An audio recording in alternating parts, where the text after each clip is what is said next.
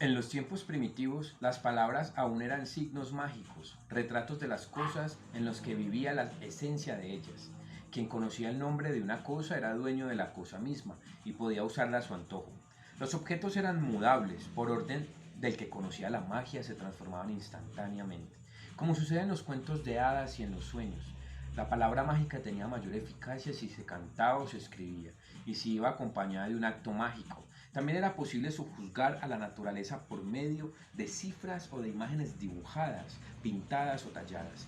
El que empleaba la magia se apoderaba de un hombre o de un animal, de una nube o de una enfermedad, efectuando en la imagen un acto de sustitución.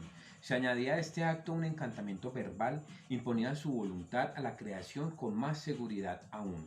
También la plegaria era originalmente un conjuro que ahuyentaba a los espíritus malignos y llamaba a los buenos.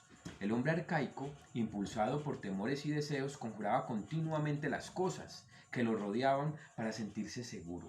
El alma humana es el poder más antiguo y más grande de la historia. Esto es un fragmento del libro Historia Trágica de la Literatura de Walter Munch. Buenas tardes, mi nombre es Jason Trujillo Bernal.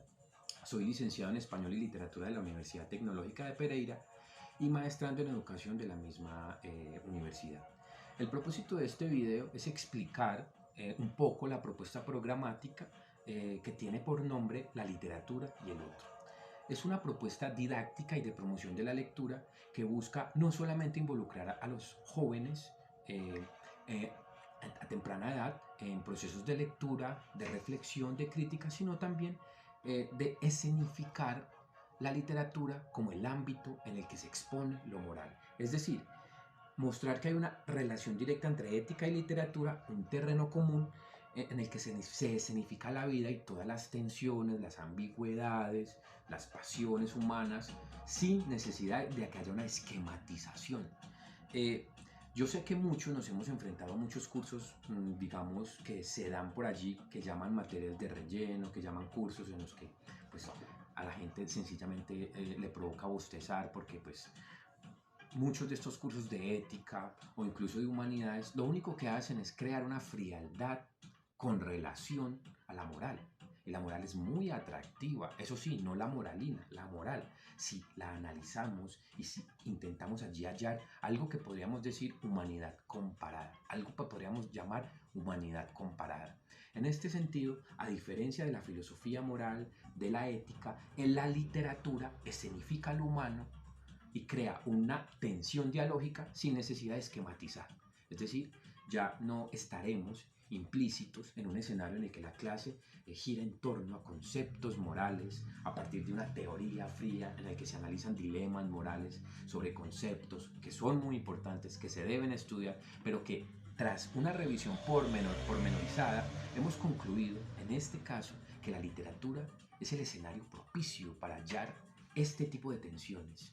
¿Por qué? Porque en la literatura se escenifican arquitecturas humanas, es decir, lo que podríamos llamar una suerte de mitos que están en constante apertura y que tras ese baño cultural y ese baño transformador de las diferentes épocas y con la técnica y la complejidad que ello supone, con la tecnología y todo este tipo de máscaras que van merodeando por allí, la conducta y las diferentes maneras de apreciar el comportamiento humano, entonces lo que queda es un individuo envuelto en múltiples tramas, complejo, ambiguo, al que hay que analizar. Y no se puede analizar solo desde el concepto. Por eso analizarlo desde la literatura se torna fundamental. En este sentido, la propuesta, la literatura y el otro, es una propuesta muy interesante, llamativa y que si se desarrolla de manera continua puede llevar a que el estudiante cree para sí un escenario lleno de tensiones dialógicas en el que se pregunte por él mismo y por el otro. Por el otro no, como nos lo ha enseñado tradicionalmente la filosofía desde el punto de vista hermenéutico y desde la fenomenología, quizá como la posibilidad en el que yo puedo hallar al otro, puedo meterme en los zapatos del otro, no. Aquí ya hay una imposibilidad y es la ficción la que nos salva, es la ficción la que nos inmiscuye en estos ámbitos donde hay puras tensiones. Entonces, ética y literatura como un terreno común. Tenemos un compendio de cuentos, de relatos orales, escritos, de lugares donde podemos hallar literatura, que aquí ya va lo más interesante porque hay diferentes medios culturales y medios actuales de arte en los que podemos hallar lo literario, porque eso también se discute en clase, en el que podemos entender un poco más sobre la moral. A propósito, quiero, para darle más claridad a la cita y a la exposición que estoy teniendo aquí a propósito sobre la literatura y el otro como un programa de promoción de la lectura y al tiempo como una invitación a ganar lectores, que es lo que todos los profesores de español y de literatura deberíamos buscar.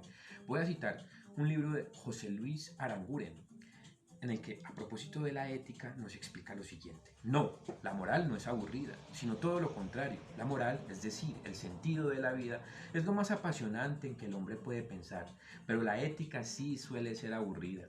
Me parece que la solución está en la atención a la realidad, es decir, a la experiencia, a la vida, a la historia, a la religión y, en fin, a la literatura como expresión de todo esto, lo cual de ninguna manera es una concesión, pues como hemos visto a lo largo de este libro, de todo ello y no de abstracciones tiene que alimentarse la ética. Ojo, no de abstracciones. De todo ello y no de abstracciones tiene que alimentarse la ética. Creo, por tanto, que el buen profesor de ética le es imprescindible un hondo conocimiento de la historia, de la moral y de las actitudes morales vivas. Ahora bien, estas donde se revelan es en la literatura. El recurso a la mejor literatura, a más de poner al discípulo en contacto con las formas reales y vigentes de vida moral, presta a la enseñanza una fuerza plástica incomparable y consiguientemente una captación del interés del alumno. Naturalmente, y como antes he dicho, este método de enseñanza no debe sacrificar el rigor a la amenidad, por lo cual las figuras literarias solo pueden ser fuente de un auténtico conocimiento moral cuando son incorporadas a las lecciones, pero en cambio por vía de ilustración, como ejercicios y en trabajos de seminario pueden ser ampliamente utilizados. No se crea, sin embargo, que este medio auxiliar de enseñanza de la ética sea de fácil empleo. Hay que conocer profundamente a la literatura, sobre todo a la literatura contemporánea, que tiene mayor capacidad de solicitación del interés de los jóvenes, y hay que ser un buen crítico literario, cualidad que ciertamente no suelen darse con frecuencia entre los profesores de ética. Dentro de las cosas que señala el escritor español, el filósofo español, me parecería interesante especificar un poco esa noción lúdica de la literatura. ¿Por qué es una noción lúdica? Porque precisamente nos hallamos ante personajes que están envueltos en tramas, que están envueltos en circunstancias, que representan lo humano, que representan las pasiones, las ambigüedades, de pronto circunstancias que son paradójicas, y que todo esto va creando en el lector no solo un interés desde el punto de vista estético, que es del análisis tanto expresivo como del análisis, digamos, formal, sino también va llevándolo a cuestionarse su propia vida. Es decir, la literatura, digo yo que es el campo donde hay más tensiones dialógicas, porque constantemente nos estamos enfrentando con el otro que es para mí un desconocido. Entonces precisamente esta complejidad, esta ambigüedad, a lo largo de la historia se ha revelado allí en la literatura. Ya lo dijo Milan Kundera en El espíritu de la novela, Joan Kaczmarek en La ética de la compasión, que ahorita procederé a citar con más claridad. Pero hay una particularidad. El individuo de esta época, el joven, el adulto, cualquier persona se enfrenta a un mundo completamente complejizado y ambiguo.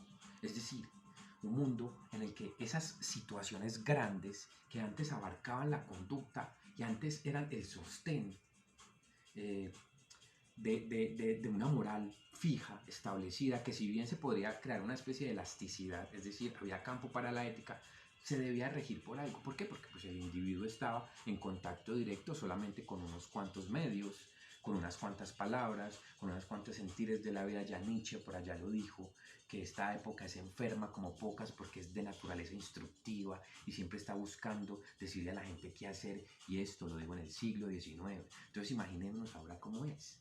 Es decir, cómo esta necesidad de instrucción constantemente ya no se sostiene sobre valores fijos y grandes, sobre dogmas y no sobre prejuicios como ahora. A propósito, yo recuerdo mucho una expresión de Chesterton sobre que es preferible seguir dogmas a seguir prejuicios, porque el dogma es una dirección y el prejuicio es un desvío. En ese sentido, para Chesterton, anteriormente era mucho más sencillo comprender las cosas, porque, digamos, desde el cristianismo no se desligaba en valores fijos como bondad, compasión, respeto, se analizaban en ese mismo ámbito. Ahora todos estos valores están por allí fluctuando y rebotan unos con otros y se malinterpretan. Entonces, un ejemplo claro es cómo funciona Twitter. En Twitter el valor de la justicia se exacerba, se lleva al límite, pero solo virtualmente. Una cosa que parece ser positiva se convierte en algo negativo. Y es en la literatura donde el estudiante puede comprender todo este tipo de situaciones, escenificadas en personajes y en tramas que constantemente están realimentando su imaginación. Porque si bien empecé con la cita de Walter Mush, es porque la propuesta busca un poco remitificar la palabra, crear una especie como de aprehensión de la realidad, no desde el ámbito de los expertos, de donde todo es claro, sino hacer un llamado a lo invisible, al misterio, aquello que no podemos comprender. En ese sentido, el mito se torna importante y es muy importante estudiarlo, no contraponiéndolo al concepto, porque esa contraposición es moderna. El mito lo que hace es precisamente ayudarnos a señalar que hay escenarios humanos en los que no podemos comprender el por qué hacemos las cosas y el por qué encarnamos cierto tipo de actitudes, sino que son actitudes que han ido trasegando a lo largo de la historia, que si las cuestionamos, pues sencillamente deberíamos hacerlo en un ámbito flexible, en un ámbito informe, en donde podamos imaginar, y este ámbito es la literatura. En este sentido, voy también a hacer una cita a propósito de la moral